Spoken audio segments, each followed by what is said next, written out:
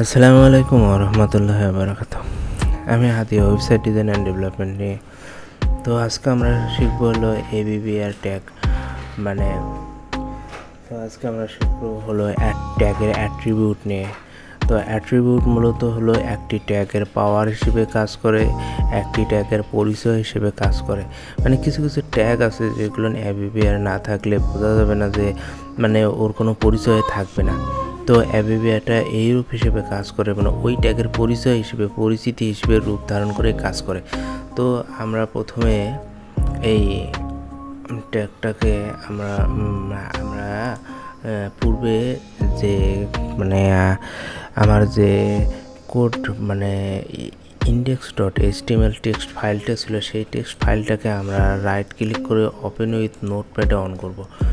তো নোটপ্যাডে অন করার পর আমরা যদি এখানে বেসিক এইচটিএমএলটা লিখে নেই, নোটপ্যাডে করবেন কেন সবসময়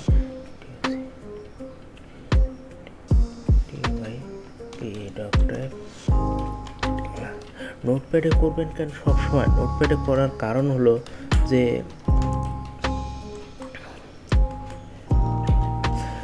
নোটপ্যাডে সবসময় লেখার কারণ হলো যে আপনার হাত ফ্রি থাকবে এবং আপনি মানে মাথার মধ্যে গেঁথে যাবে। তো এই জন্যে আমাদের হলো নোটপ্যাডে কোড করাটা ভালো। তো কোড এডিটরকে কোড করা সহজ, কিন্তু মানে শুরুতে যদি নোটপ্যাড দিয়ে করেন তাহলে মানে বেসিক স্ট্রাকচারটা থেকে শুরু করে সব কিছুই কিন্তু মনে থাকবে। তো আমি প্রিফার করি যে নোটপ্যাডে কোড লেখার জন্য, মানে বেসিক অবস্থায়। আর যখন মানে প্রপারলি কোড করতে পারবেন তখন তো মনে করেন যে কোড এডিটরে কোড করাটা মানে বেটার হবে। আমি দেখে নিয়েছেন যে আমি পূর্বের ন্যায় বেসিক স্ট্রাকচারটা ক্রিয়েট করে নিয়েছি। তো আমি আমার ব্রাউজারটাকে ক্লিয়ার মানে আমি যখন রিফ্রেশ করি তখন দেখেন এখানে ফাঁকা আছে। তো আমি এখন আজকে বলছিলাম যে অ্যাট্রিবিউটের কথা বলবো। অ্যাট্রিবিউট মূলত পাওয়ার হিসেবে কাজ করে একটা কোডের, মানে একটা ট্যাগের।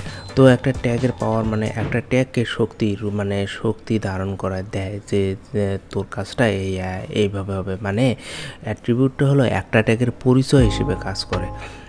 হ্যাঁ, তো আমরা চলুন লিখি আগে এ বিবি আর অ্যাবিবিআর,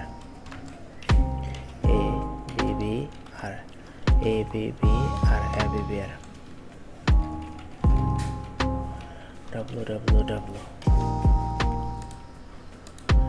তো দেখতে পাচ্ছেন যে অ্যাবিবিআর লেখছি, কিন্তু দেখেন এটা কিন্তু সিম্পল একটা টেক্সটের মতো হয়ে আছে। হ্যাঁ, মানে একটা মনে করেন যে প্যারাগ্রাফ ট্যাগ বা যে কোনো ট্যাগের মতো হয়ে আছে। এর কোনো মানে আমরা যে এবিবিআর লেখার ট্যাগটা লিখেছি মানে এখানে কোনো কিছু শো করতেছে না। তো আমি যদি এখানে এবিবিআরের ভেতর যদি টাইটেল, মানে এই টাইটেল লেখাটাই হলো অ্যাট্রিবিউট।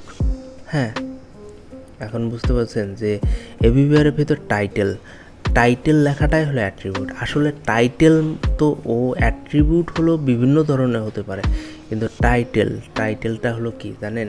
এটা হলো মনে করেন যে আমি ওই ট্যাগটা দিয়ে কী করতে চাচ্ছি সেইটা।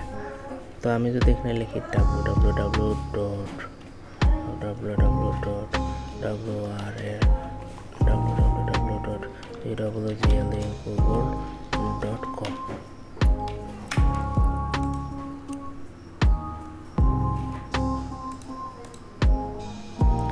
এই দেখুন ওই wwwর নিচে ডট চিহ্ন অনেকগুলো এসেছে।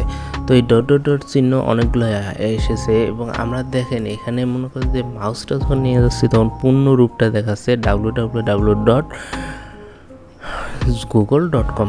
তার মানে একটা ট্যাগ তার অ্যাট্রিবিউটের সাহায্যে এই যে একটুক জায়গাতে লিখেছে ওই ট্যাগটার অ্যাট্রিবিউটের মাধ্যমে কিন্তু ও তার পরিচয় প্রকাশ করছে। তো এটাই হলো এবিবিআর ট্যাগের কাজ।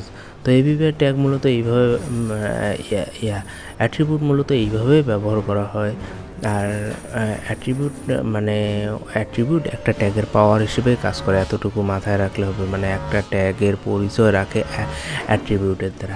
তো আজকে এতটুকুই। আসসালামু Job আলাইকুম। hosting for you, whoever you are.